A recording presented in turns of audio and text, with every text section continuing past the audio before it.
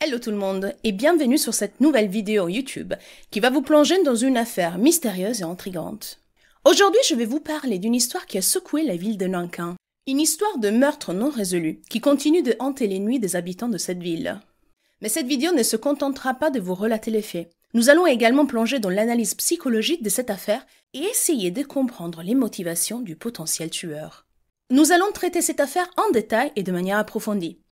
Alors, installez-vous confortablement et laissez-vous entraîner dans cette enquête palpitante. Donc, si vous êtes prêts, éteignez les lumières, installez-vous confortablement et commençons.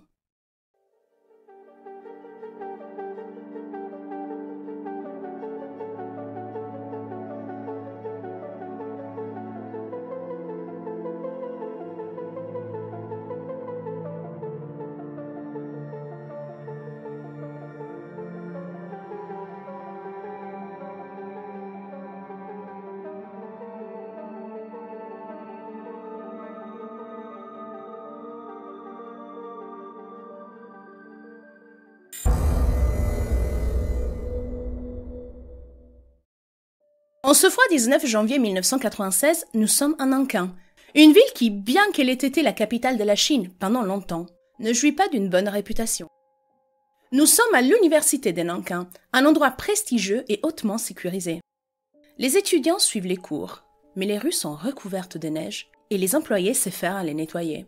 C'est dans ce décor hivernal qu'un employé de l'université, identifié comme un simple employé de service ou un balayeur selon des sources, découvre quelque chose d'inhabituel non loin de l'université. Un sac en plastique mystérieux. Un employé, dont l'identité reste inconnue, trouve un sac en plastique contenant ce qu'il croit être de la viande cuite. Bien qu'il soit étrange que quelqu'un ait abandonné de la viande, il décide de la garder pour lui. Après tout, qui ne voudrait pas de la viande gratuite? Le soir venu, cet employé rentre chez lui et cuisine cette viande. Cependant, une fois le paquet ouvert, il découvre des doigts humaines parfaitement coupés à la place de la viande. Terrifié, il se rend compte de son erreur et appelle immédiatement la police. Les jours suivants, la ville est en ébullition alors que la police procède à des enquêtes approfondies et à des découvertes macabres. Les autorités confirment rapidement que les restes trouvés dans le sac sont des restes humains. Mais qui est la victime et qui a commis cet acte horrible? Les rumeurs se propagent rapidement dans la ville, alors que les enquêteurs cherchent à reconstituer les événements qui ont conduit à cette découverte macabre. Des suspects sont interrogés, des indices sont examinés, et la tension monte, alors que les habitants redoutent que le meurtrier ne soit jamais identifié. La découverte du sac de viande a-t-elle déclenché une enquête qui aboutira à la capture du tueur? Le mystère demeure. Les enquêteurs sont choqués par l'horreur de cette affaire et se préparent au pire. Qui aurait pu commettre un tel crime? Et surtout, qui étaient les victimes dans ces sacs? La découverte de ces sacs de viande contenant des doigts humaines n'était que le début de cette enquête sordide. Du 20 au 30 janvier de la même année, d'autres paquets similaires ont été retrouvés tout autour de l'université et dans les bâtiments environnants. Les détails des découvertes sont franchement répugnants. Un sac contenant d'autres morceaux non identifiés, pesant environ 700 grammes. Un sac de voyage contenant des organes et de la viande de différentes sortes, pesant environ 5 kilos. Un autre sac de voyage contenant des intestins et d'autres types de viande, pesant environ 6,5 kg. 2 sacs de viande dans une benne dont le poids n'est pas spécifié. Un sac en plastique trouvé près d'un appartement pesant environ 800 grammes. Un autre sac trouvé près d'un autre bâtiment. Un sac à dos bleu découvert près d'un arrêt de bus contenant un ensemble complet d'os. La découverte d'un utérus. La tête et un peu de viande enveloppée dans un drap, ainsi que des empreintes de mains ensanglantées trouvées près d'une benne. Et enfin, quelques vêtements et d'autres empreintes de mains ensanglantées. Les enquêteurs sont perplexes quant à la motivation de l'assassin et à l'identité de la victime. La ville est sous le choc et la peur, alors que l'enquête se poursuit pour résoudre ce mystère sombre et effrayant. Qui est le tueur en série derrière ces actes horribles? Cette affaire choquante est devenue le sujet de conversation dans toute la vie de Nankin. Les enquêteurs sont sur le pied de guerre, cherchant désespérément à résoudre cette affaire atroce. Plus de 2000 restes de cette personne ont été trouvés, soigneusement découpés et emballés. La découverte de parties du corps bouillies laisse penser que l'assassin était peut-être un cannibale. La population est en proie à la peur et à la panique, car un meurtrier impitoyable est toujours en liberté. Les autorités ont du mal à obtenir des indices, mais après 2 mois de recherche, l'identité de la victime est finalement révélée. Diao Aiching, une jeune fille qui étudie à l'université de Nankin. Les enquêteurs tentent de reconstituer les derniers jours de sa vie et d'obtenir des informations sur les personnes qui auraient pu être en contact avec elle. Les rues de la ville sont désertes, alors que les gens ont peur de sortir la nuit. Mais les mois passent sans aucune avancée significative dans l'enquête, laissant les enquêteurs dans l'impasse. Les habitants de Nankin sont en colère et demandent des réponses. La ville est devenue le théâtre d'une chasse à l'homme impitoyable pour trouver ce meurtrier cannibale, mais personne ne sait qui il est ou quand il frappera à nouveau. L'affaire reste l'un des plus grands mystères criminels de l'histoire de la Chine. Avant d'entrer dans les détails de cette horreur, intéressons-nous à qui était cette personne. Diao Aiching était une adolescente comme beaucoup d'autres, née dans une famille pauvre en mars 1976 à Xiangao. Elle était la plus jeune des 2 enfants, sa sœur aînée s'appelant Diao Aiwa. Toute la famille vivait dans des conditions vraiment difficiles, sans que l'on sache exactement pourquoi. Peut-être que le père et la mère avaient des problèmes de travail ou de santé, ou peut-être même que la famille avait toujours été pauvre. Toujours est-il que malgré ces situations difficiles, Diao était une étudiante brillante et ambitieuse. Elle avait réussi à s'inscrire à l'université de Nankin, ce qui lui donnait un bel avenir devant elle. Mais malheureusement, son avenir a été brutalement interrompu par une tragédie inimaginable. La vie de Diao Aiching a été toujours difficile, mais elle a réussi à s'effrayer un chemin dans le monde académique grâce à son intelligence et son acharnement. Sa sœur aînée, Diao Aiwa, a dû abandonner l'école pour travailler et subvenir aux besoins de la famille. Pour Diao, les études étaient le seul moyen de sortir de la misère et de réussir dans la vie. Avec beaucoup de travail et de détermination, Diao Aiching a finalement réussi à décrocher une place à l'université de Nankin. Elle avait un avenir brillant devant elle et elle était heureuse de poursuivre ses études. Mais quelque chose d'horrible allait bientôt se produire, quelque chose qui mettrait fin à sa jeune vie et plein de potentiel. Diao avait devant elle un futur radieux, celui d'une brillante étudiante spécialisée dans l'informatique. Mais sa vie était terne et isolée. La jeune femme était solitaire et réservée, se promenant souvent seule et évitant les interactions sociales. Malgré cela, elle était décrite comme sociable et joviale avec les personnes qu'elle connaissait bien. Son apparence ordinaire et son grain de beauté sur le visage la rendaient presque invisible, comme si elle cherchait à se fondre dans la masse. Mais un jour, quelque chose d'horrible s'est produit. Cette vie tranquille était brutalement interrompue par un événement tragique et cruel. Les circonstances de sa mort restent mystérieuses et personne ne sait ce qui s'est vraiment passé ce jour-là. Le passé paisible de Diao Aiching a-t-il finalement rattrapé la jeune femme ? Ou était-ce quelque chose de plus sinistre qui était à l'origine de sa disparition soudaine et violente ? L'enquête concernant l'affaire de Nankin en 19 continue. Le cas est connu sous le nom de Incident de Nankin en 19 ou l'affaire du démembrement en 19. Au fil de l'enquête, certains détails importants mais flous ont été découverts. Bien que les premiers restes aient été découverts le 19 janvier, la jeune Diao Aiching avait disparu depuis le 10 janvier. Soit 9 jours auparavant. En interrogeant ses collègues et ses enseignants de l'université, on apprend que la jeune fille a eu une dispute avec sa colocataire à cause d'une punition infligée à l'ensemble du dortoir. Cette punition a été liée à un appareil électroménager introduit et utilisé abusivement par quelqu'un. Personne n'a jamais été désigné comme étant responsable de cette situation, donc tous les étudiants du dortoir ont été punis, sans plus de précision. Diao s'est indignée au point d'avoir même discuté avec la direction. Elle est partie du campus pour se calmer lors d'une de ses nombreuses promenades solitaires. Après cela, plus rien n'a été dit sur la jeune fille. Mais vous savez déjà comment elle a été retrouvée 9 jours plus tard. Les enquêteurs considèrent cette affaire comme étant violente et mettent tous leurs moyens à disposition, mais n'ont pas beaucoup de pistes à suivre. Les interrogatoires à l'université ne révèlent rien de compromettant. Il n'y a pas de témoins, des preuves ou de traces d'un coupable si précis qu'il ait réduit une jeune fille de cette manière. Dans l'affaire du démembrement de Diao Aiching, les enquêteurs n'ont aucune piste concrète à suivre. Ils ont spéculé sur le profil du tueur présumé et ont émis des hypothèses allant d'un chirurgien probable à un boucher ou à un étudiant doué en anatomie. Les recherches menées sur l'entourage de la jeune fille, y compris ses camarades des classes, n'ont rien donné. La communauté est toujours sous le choc et vit dans la terreur, car personne ne sait qui pourrait être le coupable.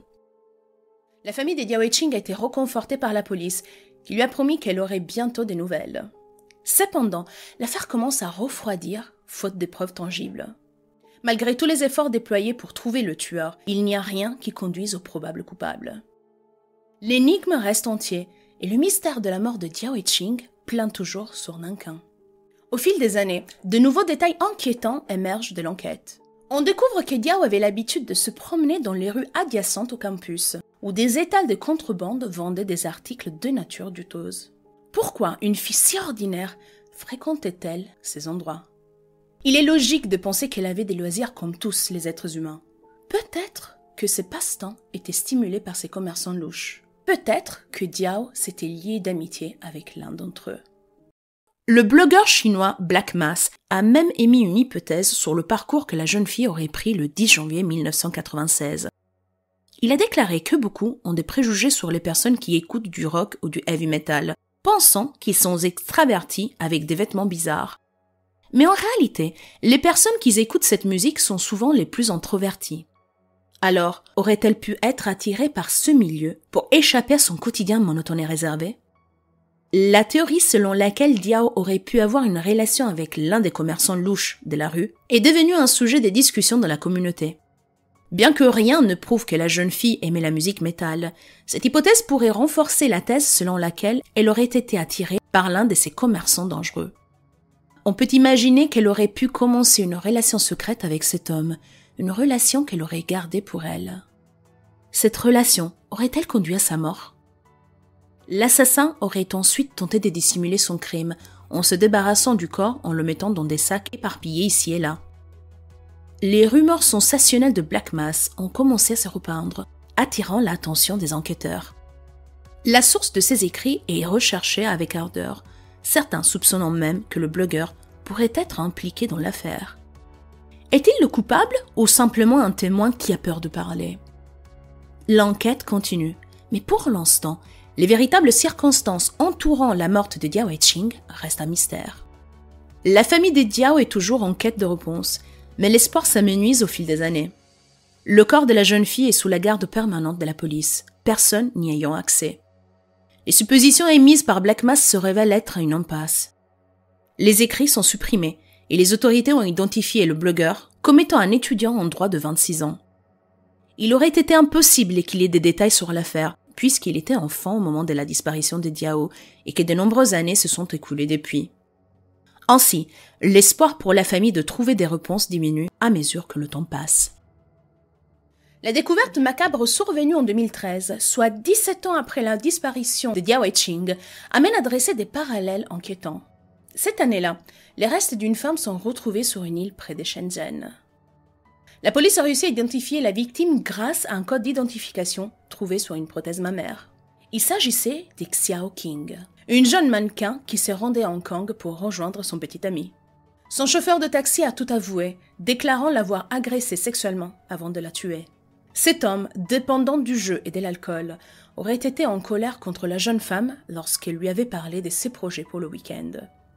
Bien que cet homme ne soit peut-être pas lié à la mort de Diao Ching en raison du temps écoulé, il est difficile de ne pas se demander si les circonstances n'ont pas été similaires. Qui sait?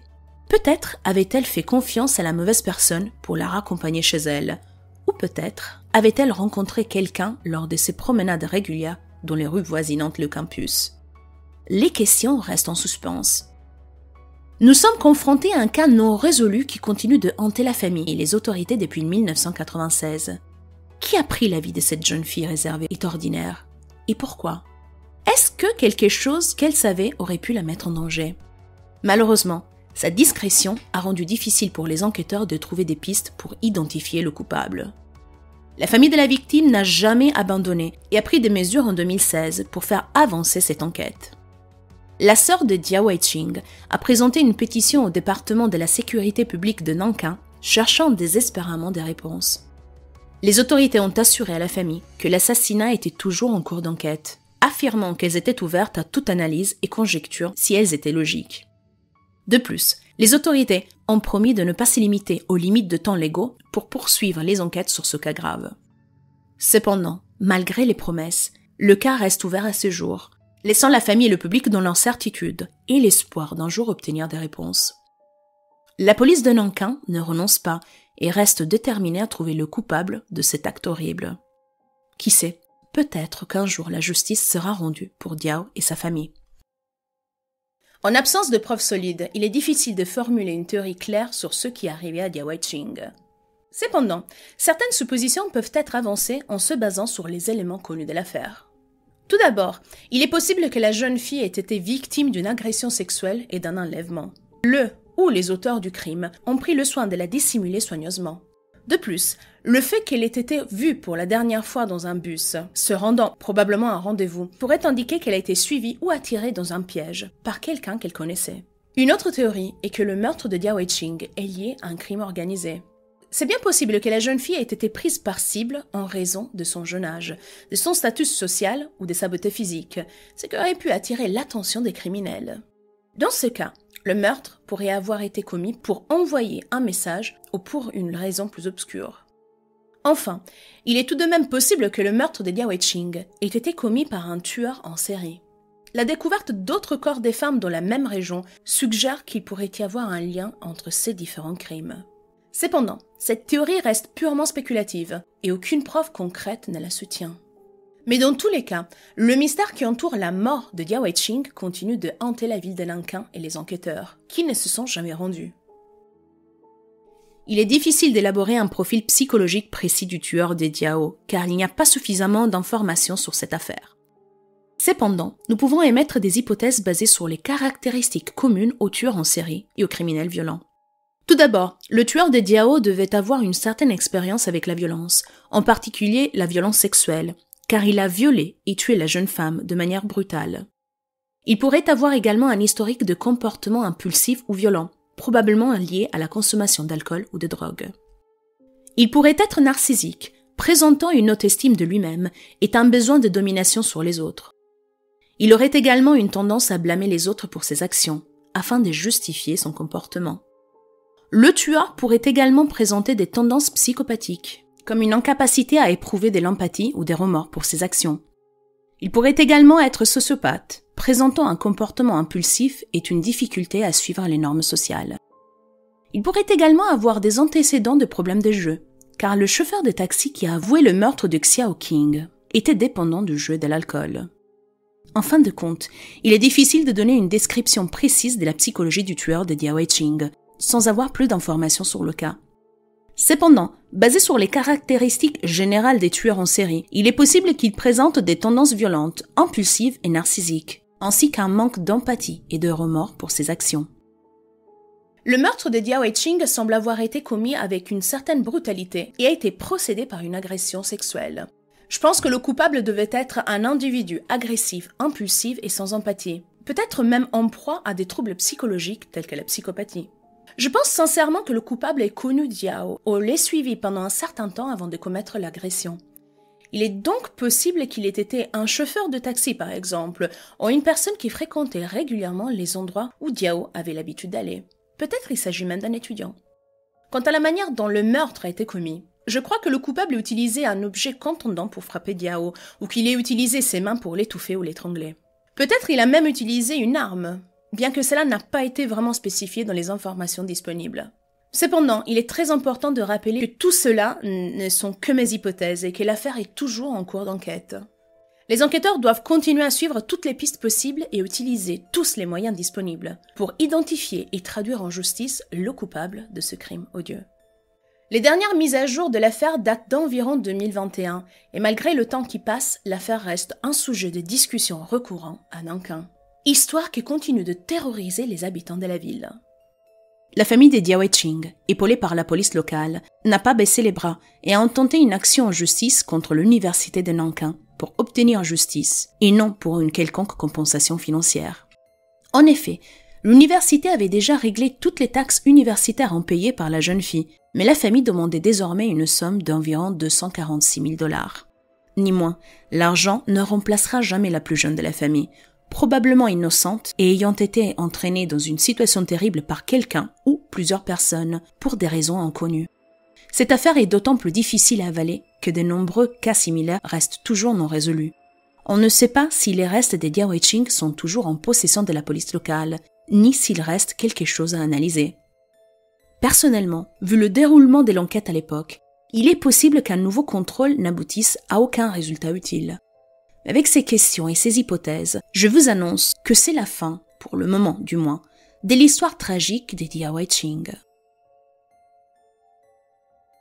En conclusion, cette affaire mystérieuse de Dia Wei-ching reste encore aujourd'hui non résolue. Malgré les enquêtes menées par la police locale, les pistes semblent s'effacer dans le temps. Nous avons dressé des profils psychologiques détaillés du possible criminel et de la victime, et exploré les théories possibles qui pourraient expliquer ce qui s'est passé. Maintenant, j'aimerais connaître votre opinion. Qui pensez-vous qui ait pu tuer Dia Wei-ching? Comment pensez-vous que le crime ait pu être commis? Partagez votre opinion dans les commentaires ci-dessous. Si vous avez apprécié cette vidéo, n'oubliez pas de vous abonner à ma chaîne et de cliquer sur la cloche pour être informé de mes prochaines vidéos. Enfin, je voudrais vous remercier d'avoir regardé cette vidéo et de vous rappeler de faire attention à vous et à votre entourage. À la prochaine!